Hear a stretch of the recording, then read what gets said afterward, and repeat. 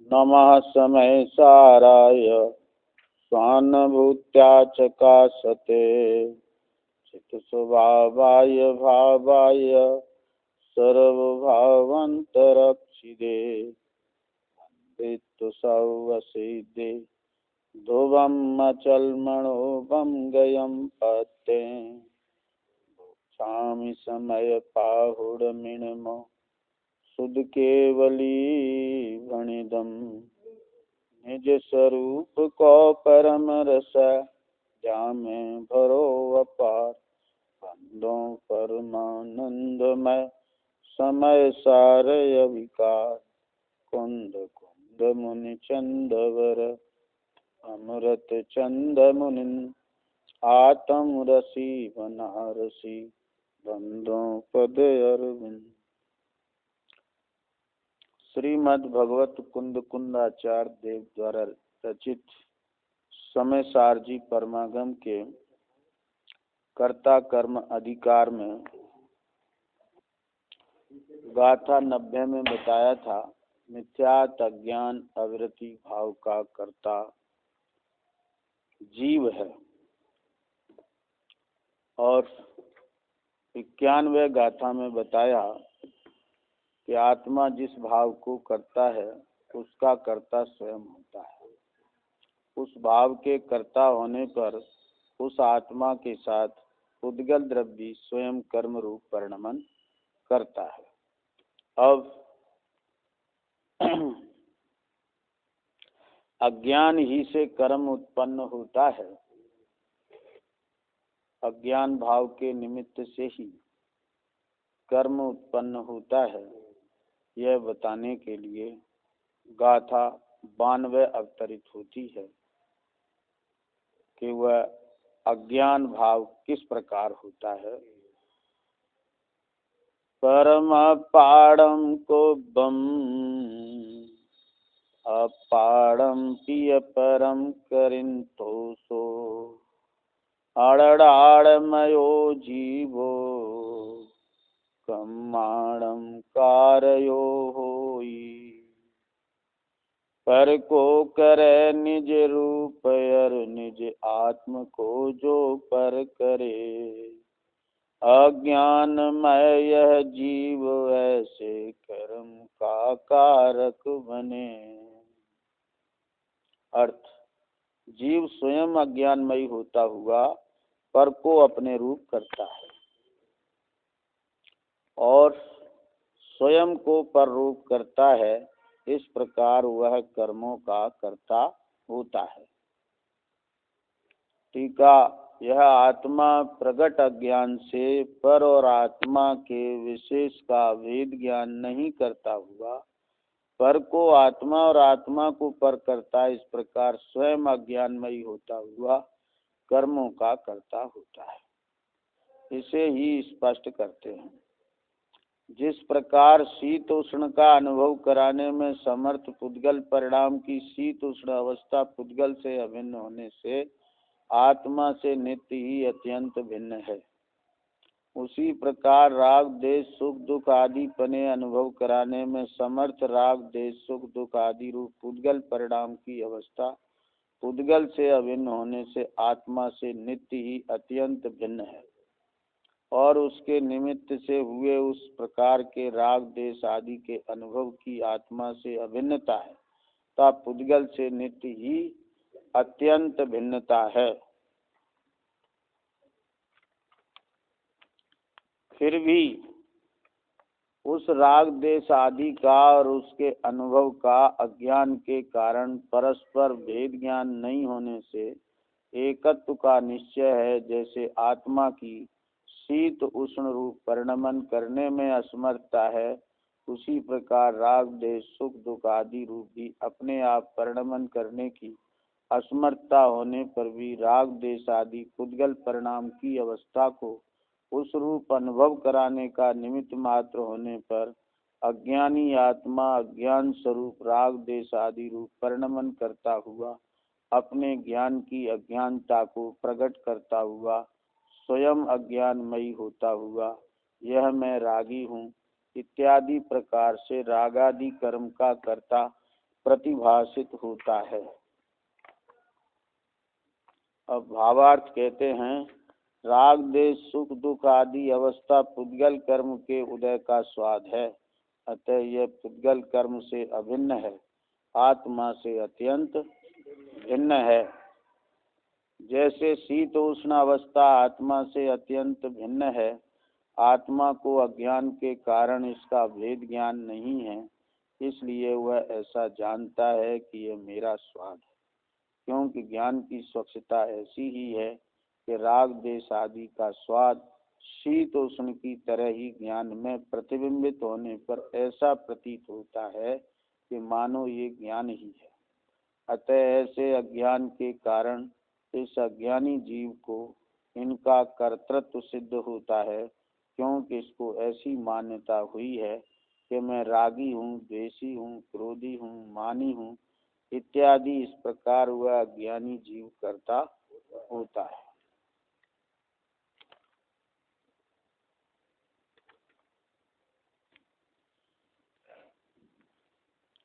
पूर्व गाथा में कहा था कि मिथ्यात् अज्ञान अविरत भाव के निमित्त से कर्म स्वयं बंध को प्राप्त होते हैं। अब बताते हैं कि वह अज्ञान भाव क्या है, अज्ञानी क्या मानता है। समाधान, जीव स्वयं अज्ञानमयी होता हुआ पर को अपने रूप करता है, स्वयं को पर रूप करता है। इस प्रकार वह कर्मों का कर्ता होता है। कौन होता है? अज्ञानी जीव। कैसे होता है?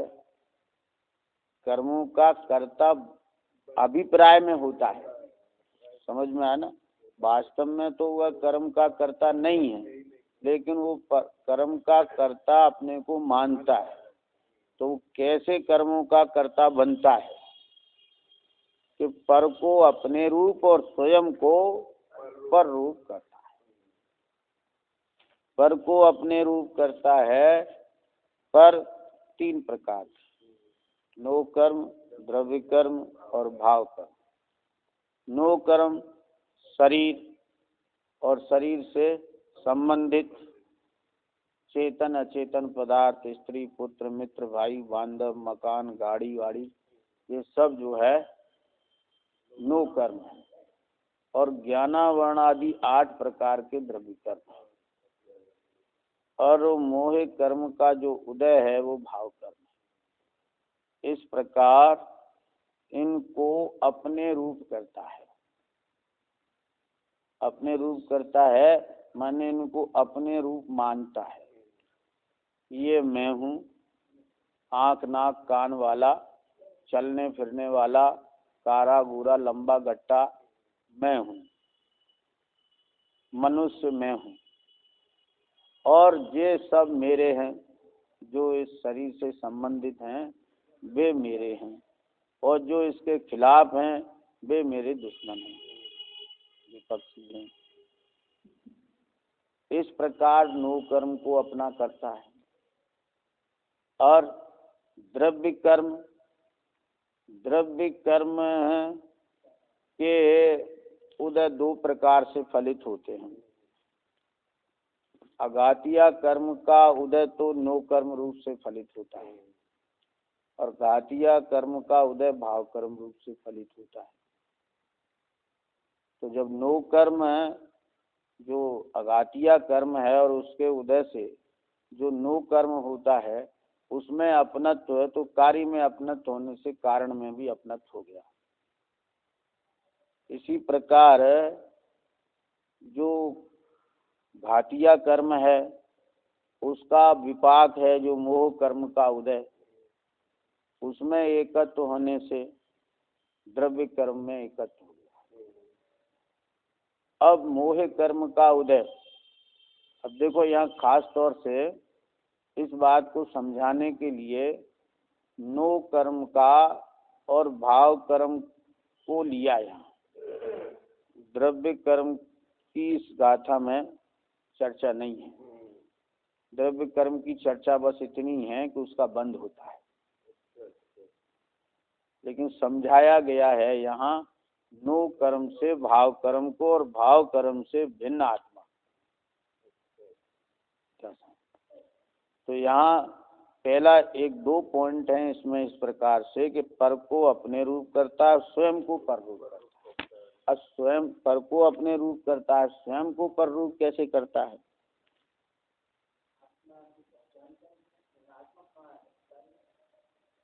नहीं तो उसको पर रूप कैसे करता है? पर रूप कैसे करता है? अब पर को तो अपने रूप करता है इस प्रकार, और जो स्वयं को पर रूप करे वो कौन है? पर को अपने रूप करे वो अज्ञानी, और स्वयं को पर रूप करे वो कौन? तो स्वयं को पर रूप कैसे करता है?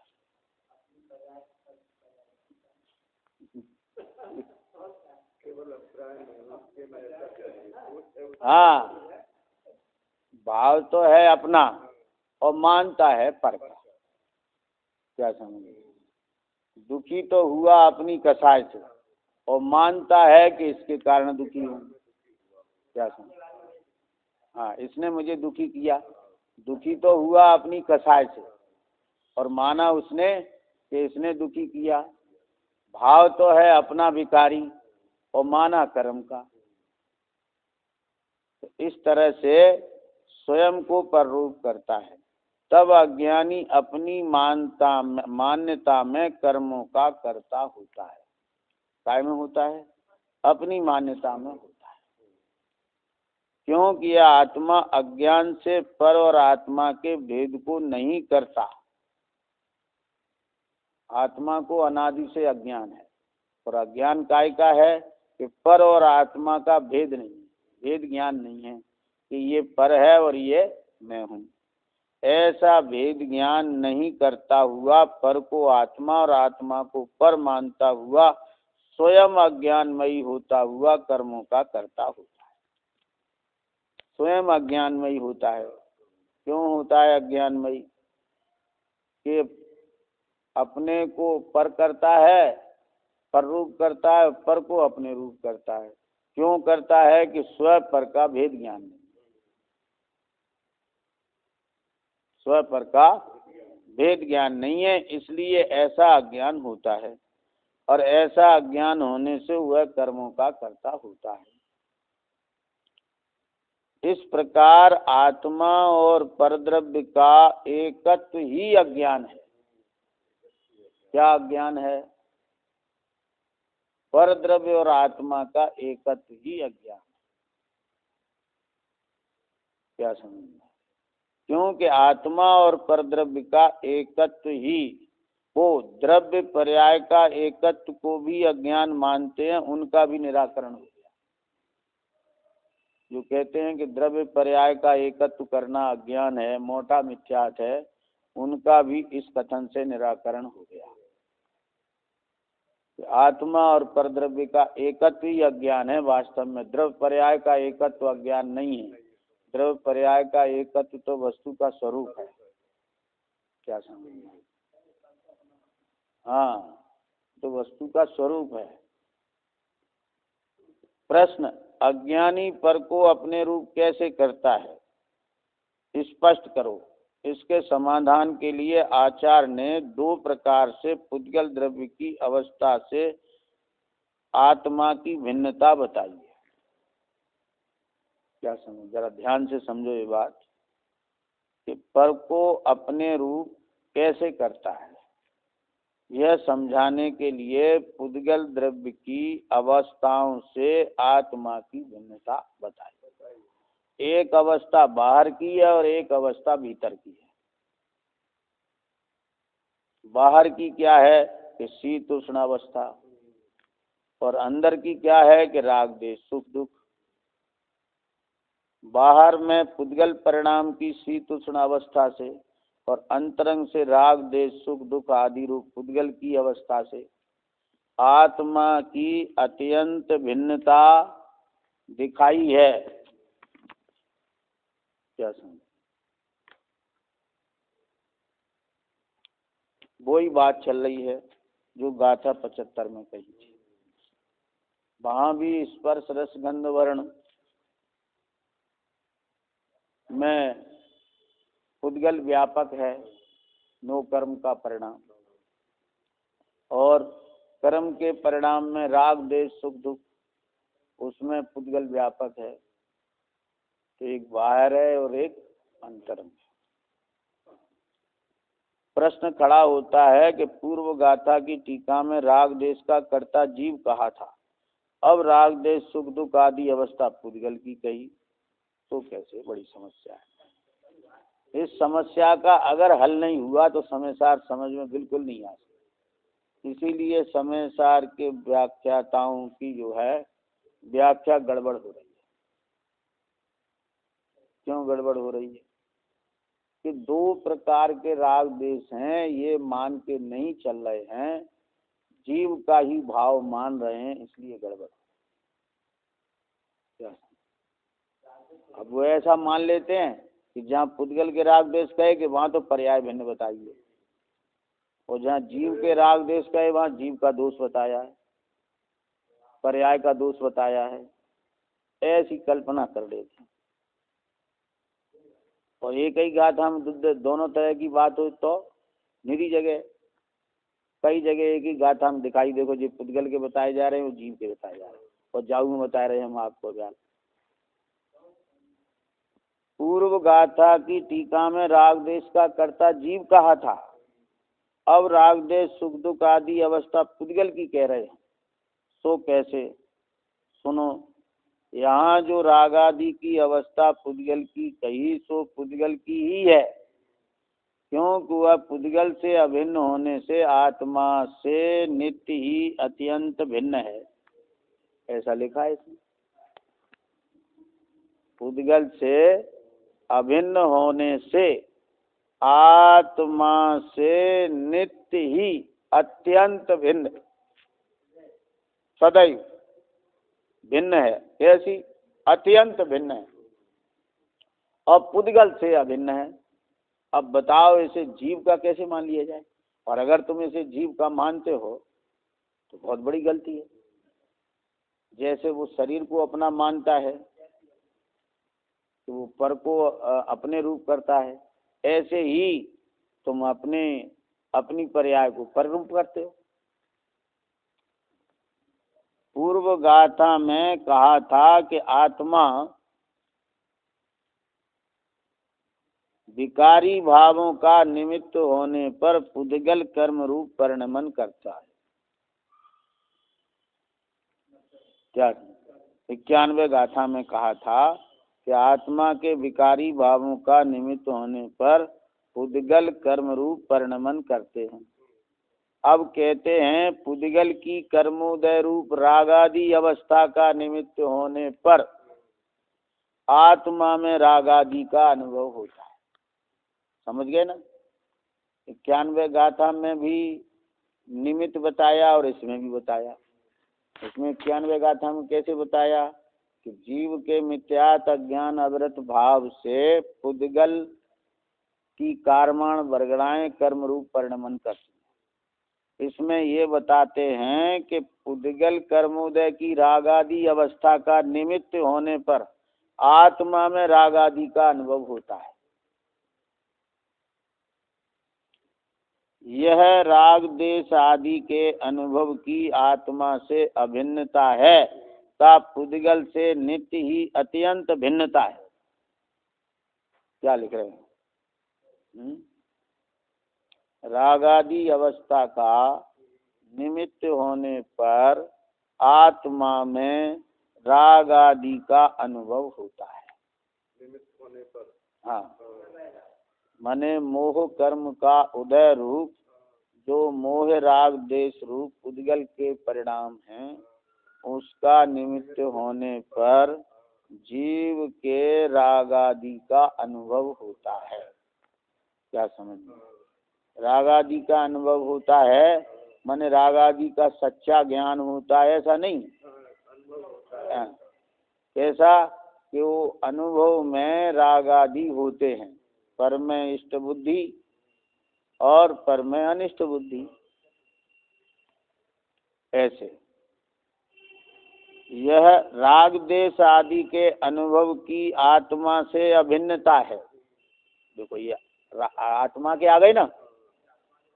राग देश आदि अनुभव की आत्मा से अभिन्नता है तथा पुद्गल से नित्य ही अत्यंत भिन्नता है।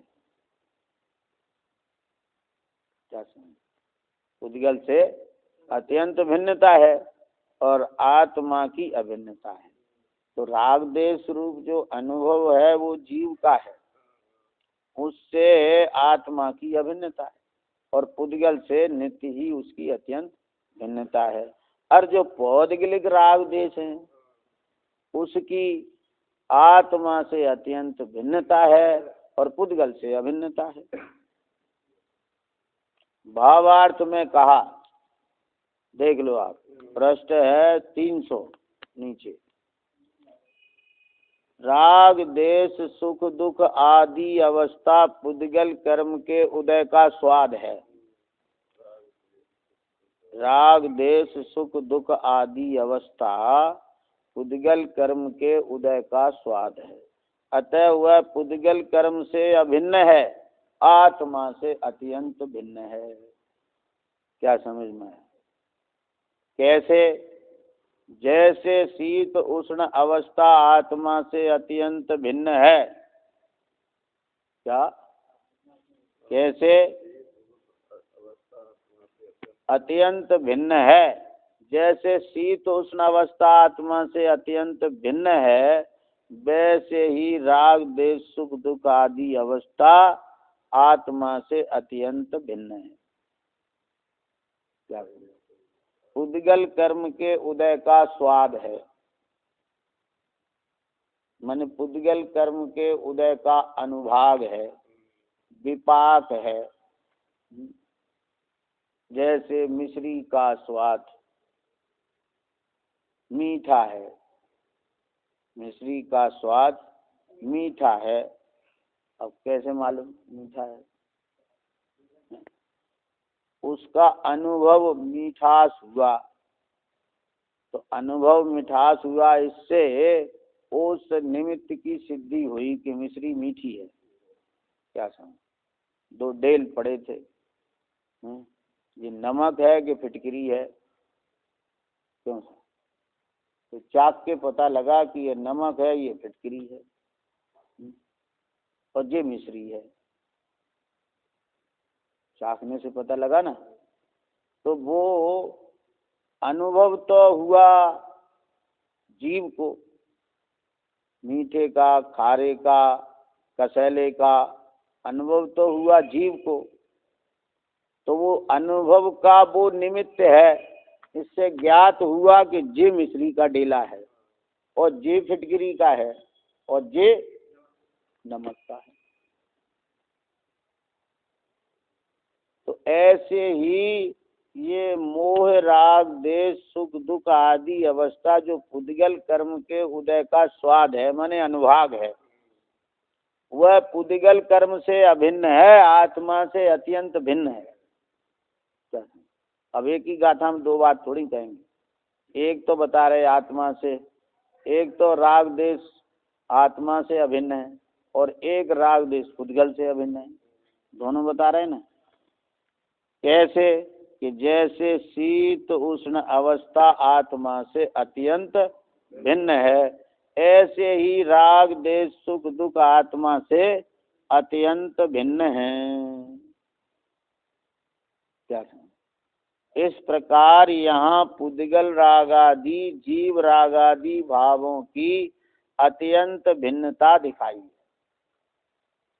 पुद्गल के रागादि की और जीव के रागादि की अत्यंत भिन्नता दिखाई है।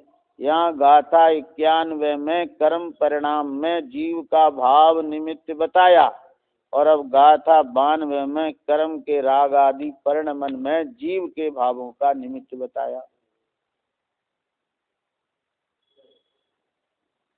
प्रश्न होता है यहाँ इस गाथा 92 की टीका में राग देश सुख दुख आदि रूप भी अपने आप परिणमन करने की असमर्थता जीव की है, ऐसा लिखा है। परंतु रागादि का अनुभव अर्थात ज्ञान तो आत्मा में होता है।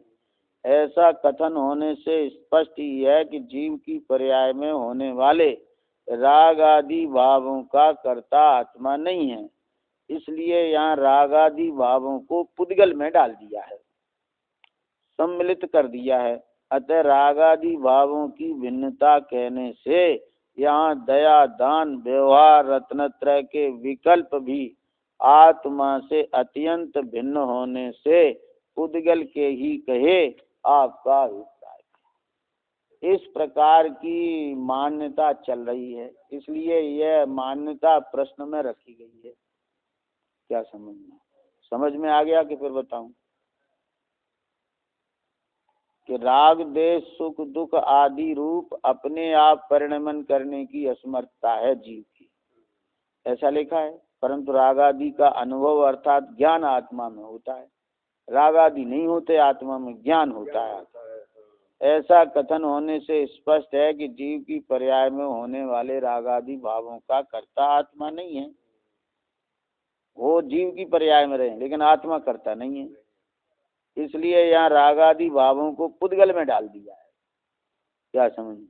उसमें सम्मिलित कर दिया है, और उसमें सम्मिलित करके वक्ता ऐसा भी बोल देते हैं कि राग आदि भावों की भिन्नता कहने से यहाँ दया दान व्यवहार रत्नत्रय के विकल्प भी आत्मा में नहीं है, वे आत्मा से अत्यंत भिन्न ही पुद्गल कहे। क्या समझ?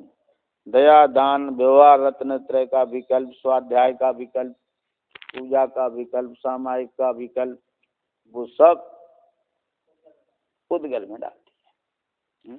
किसने डाल दिए? उनके हिसाब से आचार्य में डाल दिए। हमें तो ये लगता है कि आचार्य पर आरोप लगा रहे हो, पुद्गल में डाल दिए।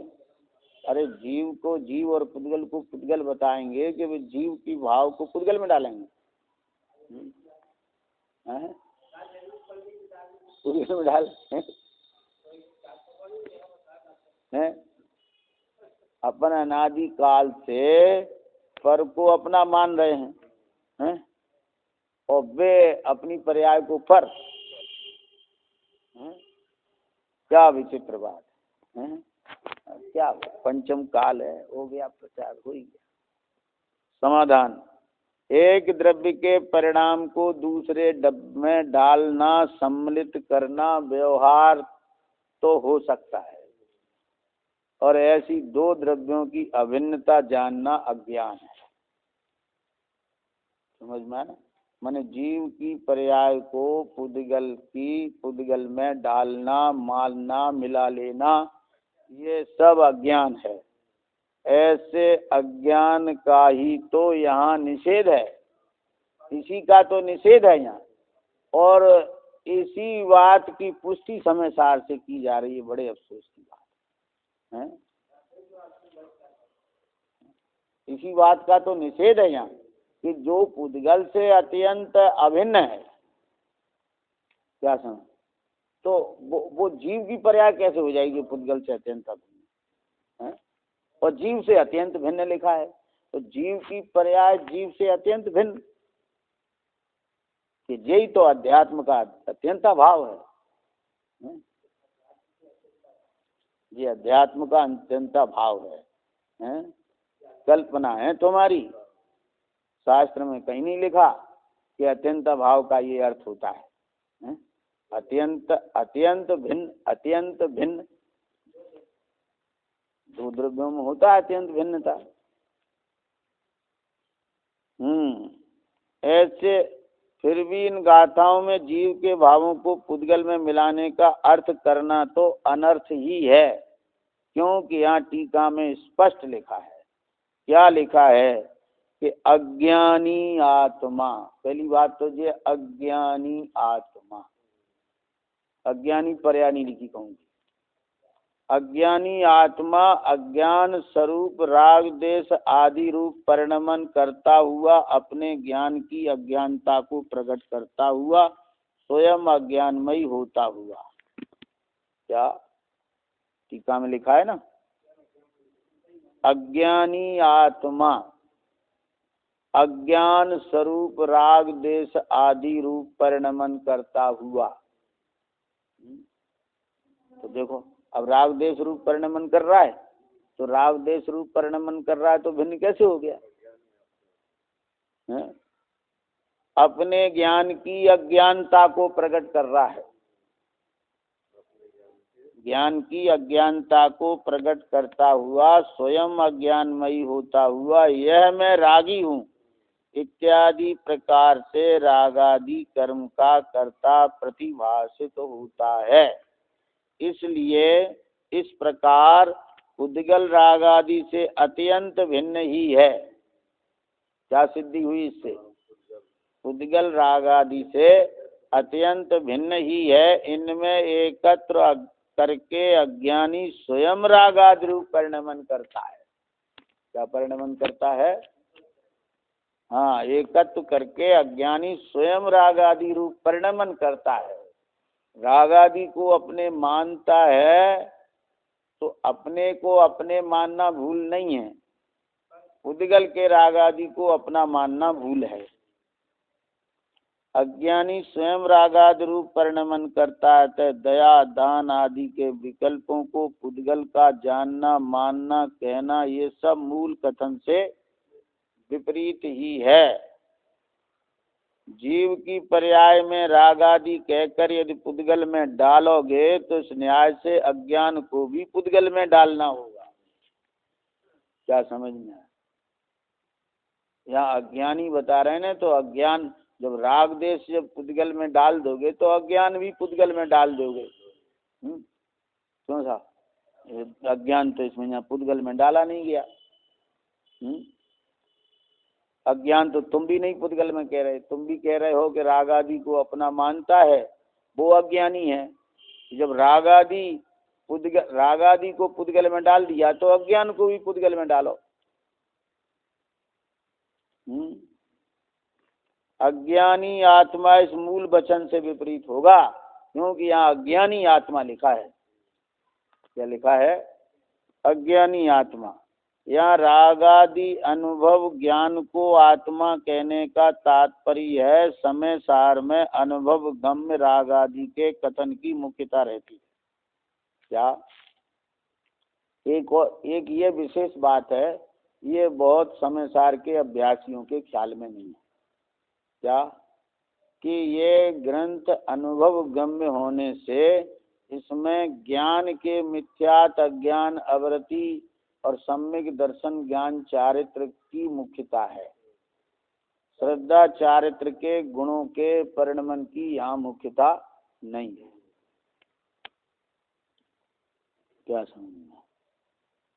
तो समय सार में अनुभव गम्य रागादि कथन की मुख्यता रहती है, तथापि श्रद्धा चारित्र के विकार भी वहाँ होते हैं। वे अनुभव गम्य नहीं होने से गौड़ हैं, जिनका 87 से 90 गाथा में स्पष्टीकरण हो गया है। प्रश्न: पुद्गल के राग आदि का अनुभव तो होता नहीं, फिर उनकी चर्चा बार बार क्यों आती है? क्यों सा? है?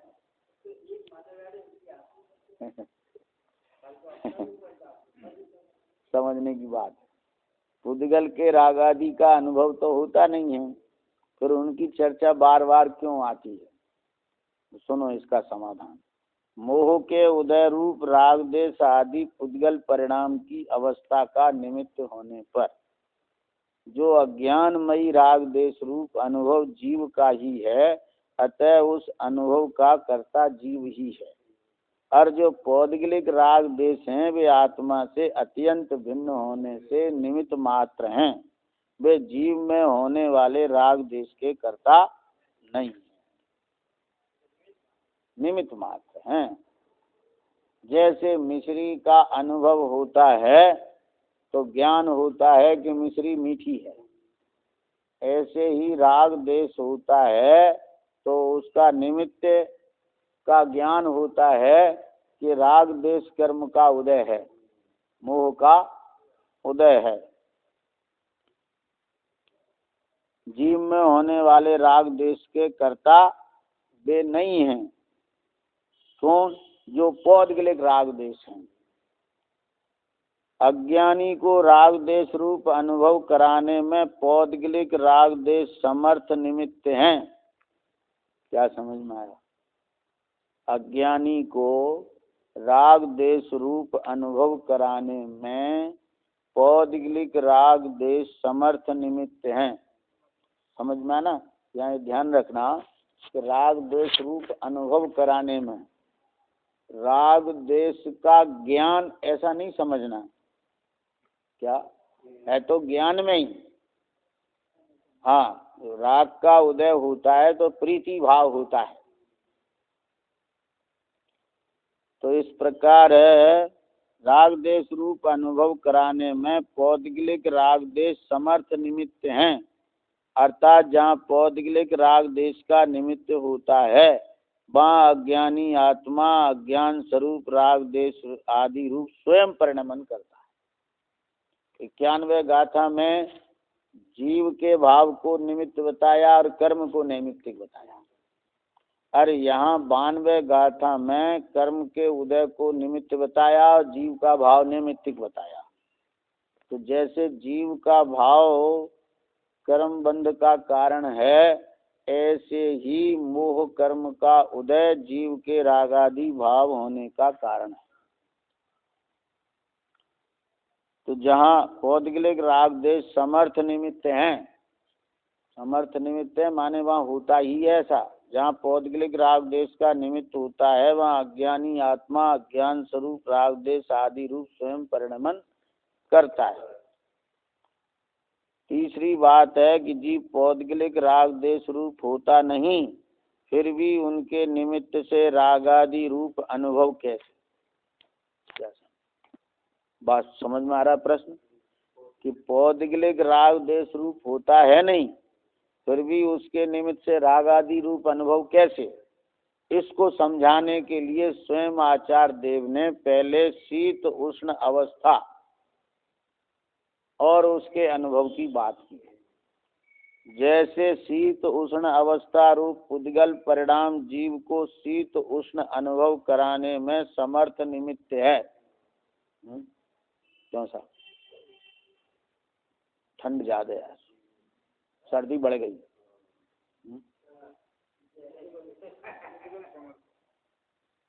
क्या है? सर्दी बढ़ गई। हाँ, क्या है कि कोई ऐसा नहीं हो सकता है कि जिसको ये शीत का अनुभव नहीं कराए। क्या? शीत परिसर जीतने वाले को भी शीत का अनुभव होता है। हाँ, शीत परिसर जीतने वाले को भी शीत का अनुभव होता है।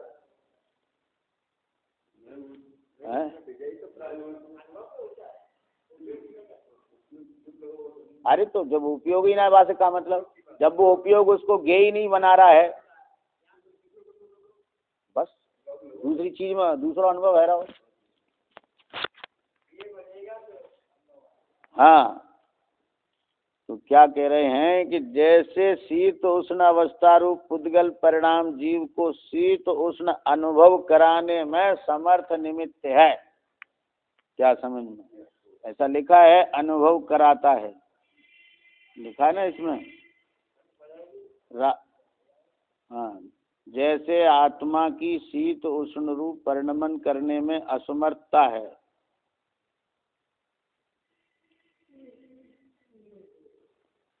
आत्मा स्वयं शीत उष्ण रूप परिणमन नहीं करता, स्वयं नहीं करता, शीत उष्ण रूप परिणमन नहीं करता, लेकिन शीत उष्ण रूप अवस्था का अनुभव होता है। और उस अनुभव कराने में निमित्त कौन है? कि शीत उष्ण अवस्था।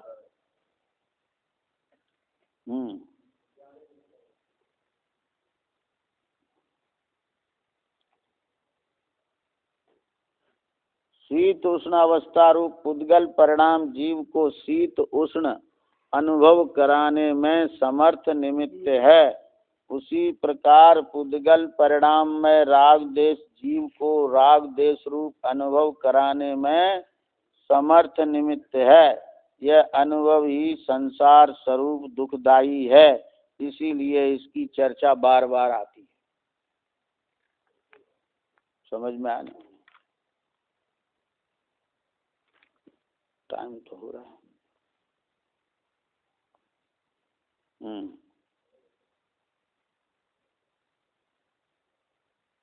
राग देश रूप, जैसे शीतोष्ण अवस्था रूप उद्गल परिणाम जीव को शीतोष्ण अनुभव कराने में समर्थ निमित्त है, उसी प्रकार उद्गल परिणाम में राग देश जीव को राग देश रूप अनुभव कराने में समर्थ निमित्त है। यह अनुभव ही संसार स्वरूप है। ऐसा जो अनुभव है वही संसार है, दुखदाई है, इसीलिए इसकी चर्चा बार बार आती है। समझ में आया ना? अब आगे प्रश्न है कि सुख दुख रूप अनुभव कराने में कौन निमित्त है। अब विशेष चर्चा अगले प्रवचन में होगी।